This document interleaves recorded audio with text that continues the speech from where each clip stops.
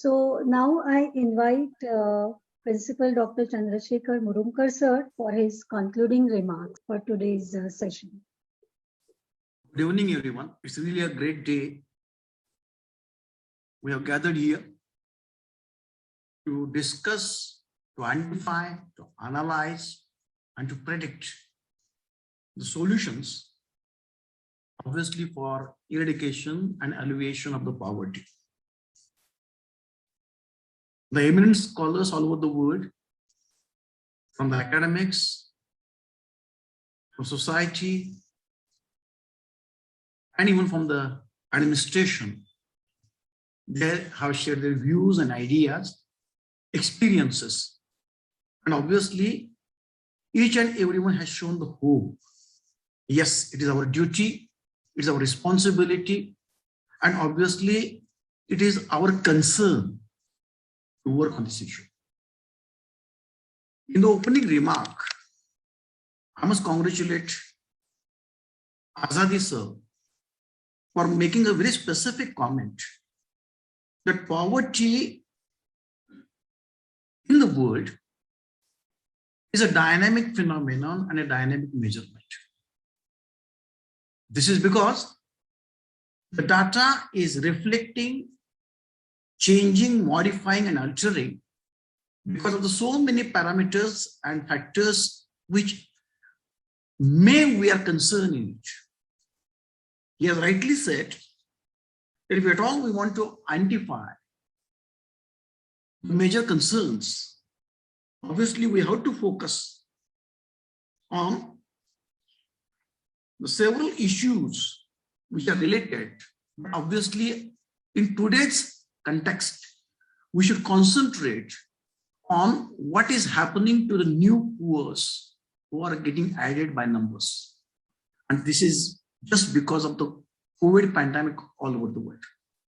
Yes, because of the economic recession, because of the several environmental, political, and social issues, this line has been dampened by increasing the number by millions. Yes, there is another side. It may be called as a social or a political side, and that is the war conflict. Dear friends, we do know that economic growth is rightly said once upon a time is dependent on the war. The peace will not generate any economic growth, but the war will definitely, because it is going to boost some industries, it is going to boost some nations to contribute. And because of that, this is one of the major concerns. Remember, the wars are always, they're played on the grounds of the poor.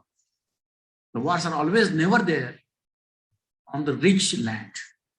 So this war conflict is also one of the important concerns we have to look after, because this is ultimately pushing the people below the poverty line.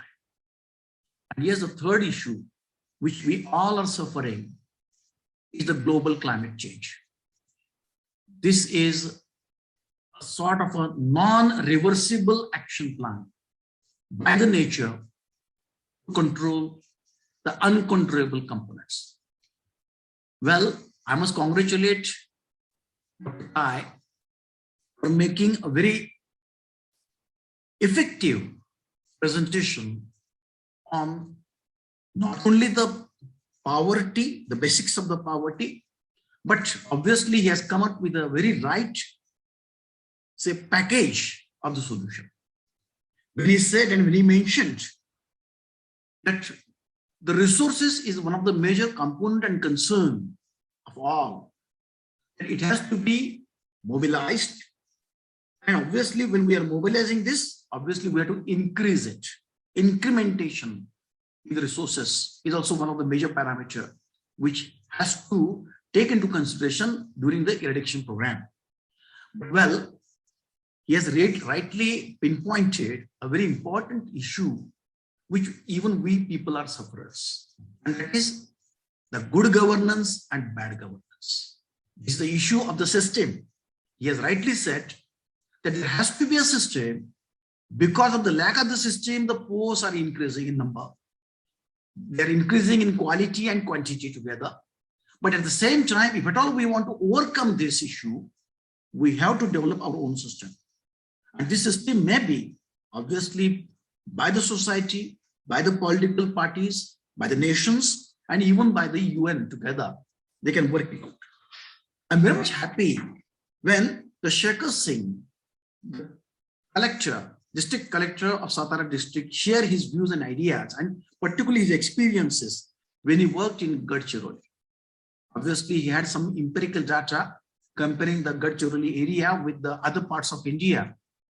But definitely there is one thing, that those tribal people who are living in Gadchiroli, they are living there for thousands of years. Yes, the development took place, the growth took place, but it was beyond the periphery of the Gadchiroli. And so what he had the experiences was the original experiences.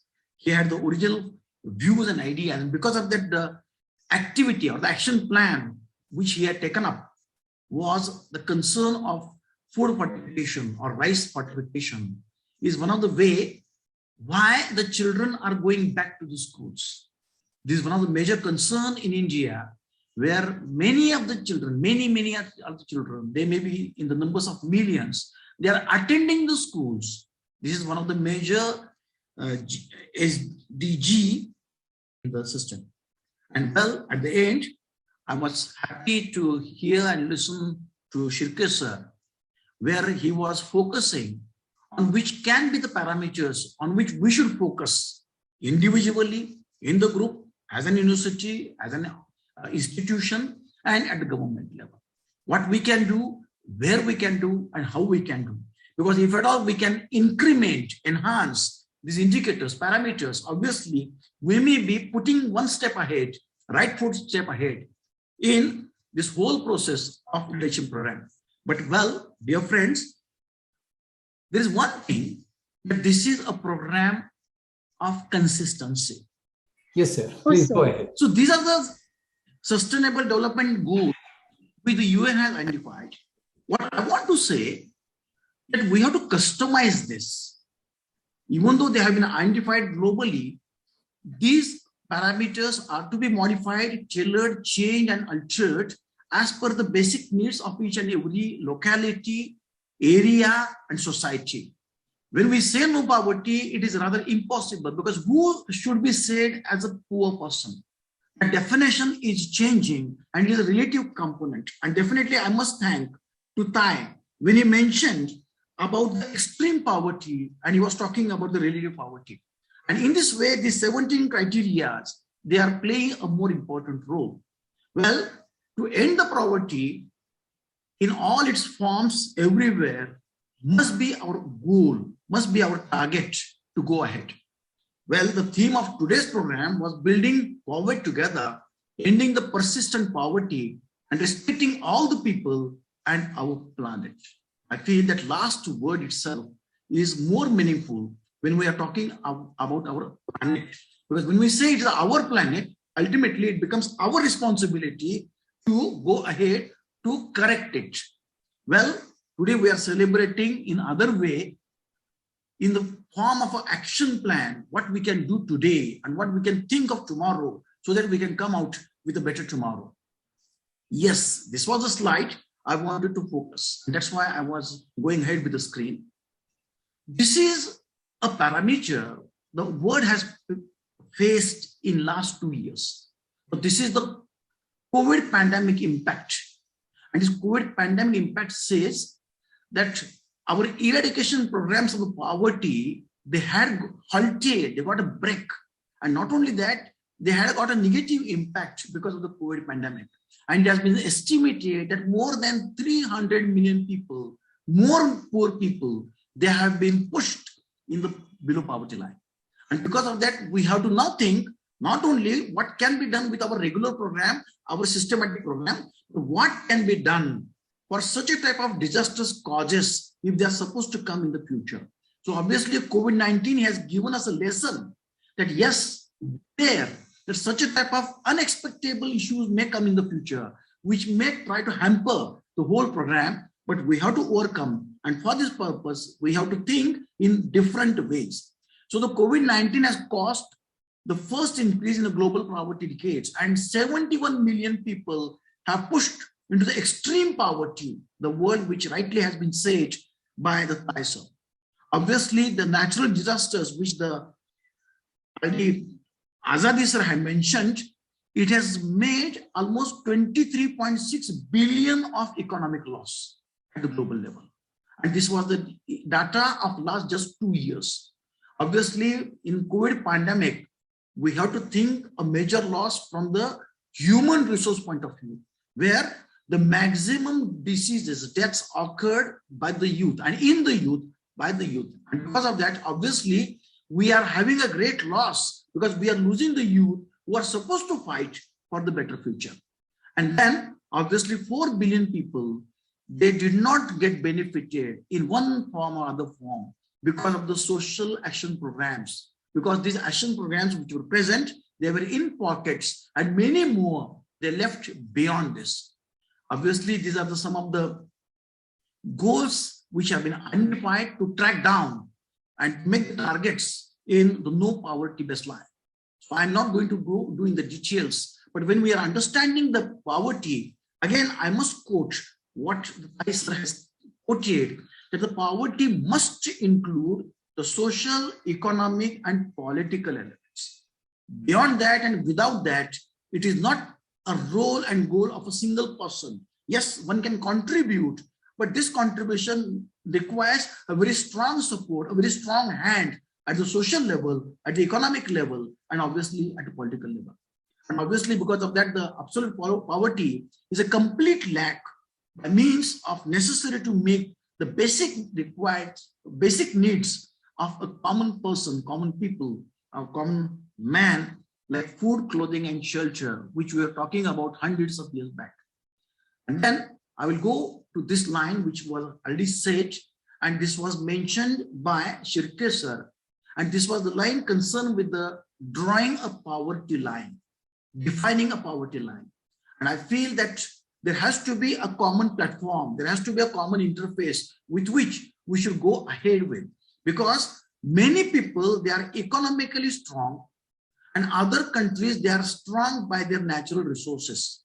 So there has to be a sort of a calibration which has to be made so as to design and implement to identify the people who are present below the poverty lines. So this is a sort of estimations which are available, but I'm not going through this. But yes, this is the one which is being used as a yardstick, which has been prepared by UNESCO. And this is a multidimensional poverty index. I'm trying to focus in this index, as it has been rightly mentioned by the Shirke sir, that the 3 dimensions of poverty have been identified: the health, education, and the living standards.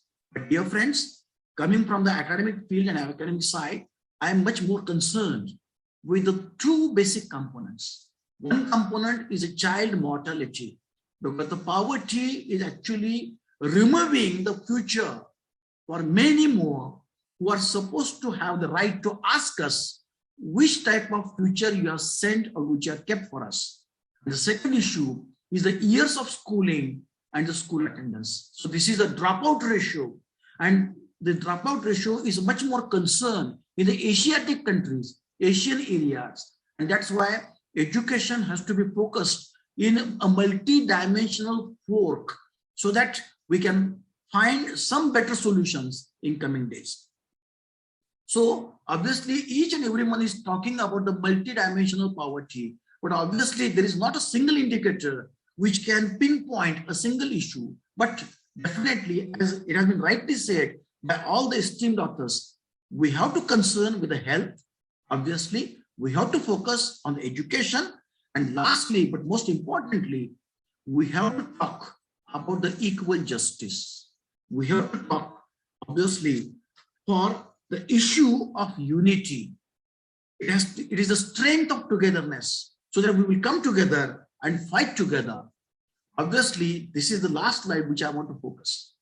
Yes, this is a sort of a poverty trap in which each and every element is trapped in this system. When one is having the low income, obviously he goes for the low savings. If at all there are no savings, there is no investment. If at all there is no investment, he cannot spend anything for his livelihood. And this is the trap. Obviously, this trap goes further and makes the situation more severe, where he is having nothing in his hand for the development. Obviously, he can't spend on education, he can't spend on the health care. And because of that, as there are low levels of capital, there are several issues of disincrimination. There are several issues of social justice. And then because of that, obviously the question of likelihood, question of equality, question of sex determination, and many other issues, they come in the focus. So this is a poverty trap. We have to think and focus so that we can overcome through an action plan, so that a poorer can be given a helping hand to break this system. Now, this is the trend of poverty. Now, when we talk about the figures is something, and actually the reality is something. Now, this is the figure in right-hand corner, where it says that actually 50% of the population was below poverty line in 1985 in India. But slowly, when we have gone through 10 years after, in 1996, this poverty ratio has dropped by 43. And then when we talk about the 2020, it has dropped to 14%. Now, this is the parameters which are the Niti Aayog has identified. And it is showing that we are going through several measures. Obviously, these measures are equally important to help out this. But again, I remember one word which Dr. Tai has said, that we cannot remove the poverty by providing them the money. By giving them the resources may be the solution. And so by providing the funding may not be the solution, because the same thing was rightly said by the Singh also, that giving the money may make him happy for a day or two or a week or a month, but it can't sustain him throughout his life. And because of that, we have to see that how we are going to mobilize the resources and how we are going to increment the resources and then make them available. So rightly, when I was talking at the beginning, I told that I feel that there is a major concern each and every person should look after. That concern is the unequal distribution. And this unequal distribution of yardstick is to be used everywhere. It should be used for the natural resources. It should be used for the per capita. It should be used as a wealth index. It should be used even for the education. And most importantly, it should be used even for the healthcare. And these are the areas where we are supposed to concern much more. And these are some of the parameters. I'm not going to go through the details, but yes, this is the last, say, focus I want to make, where we people stand. This was the data which was prepared in 2015-16. And then there are 4 states, obviously UP, Madhya Pradesh, Uttar Pradesh, Bihar, and Jharkhand, which are in the red zone, where the percent of poverty is more than 40%. Obviously, we have to focus our resources and bring out these people as early as possible so that they can be used for the betterment of India. When we say the Atmanirbhar Bharat, by saying the Atmanirbhar Bharat, it's not going to make, we have to make extra efforts to go ahead with. And this is the poverty profile. It's saying that almost 1% among the each 5% is a poor person. And there is a very interesting slide which I'm having now. And that this slide is showing about the distribution of poverty among the poor people. It is rightly said that the scheduled tribes and scheduled caste people, they are more and more poor. And obviously the poverty baseline for these is much more higher. And lastly, if we see that these more people, they actually, whenever they get the money, where they get the income, their resources and revenues, there's more spent on the food, fuel, and light. Unfortunately, there is nothing left for them for education and obviously for the health. And exactly the non-poor, they are having a better investment, I can say, for education and health as compared to others. And that's why we have to focus on these 2 major issues. Education and health is the major concerns, where this whole program at the national level, at Indian level, is to be focused so that we can overcome this poverty line through these 2 action plans. And with this, I feel that I should go for the last slide. That do what you can with what you can and where you are. I feel that it is our responsibility. It should be our commitment. And I feel that it is our role and goal to come forward and help out in this whole betterment for mankind.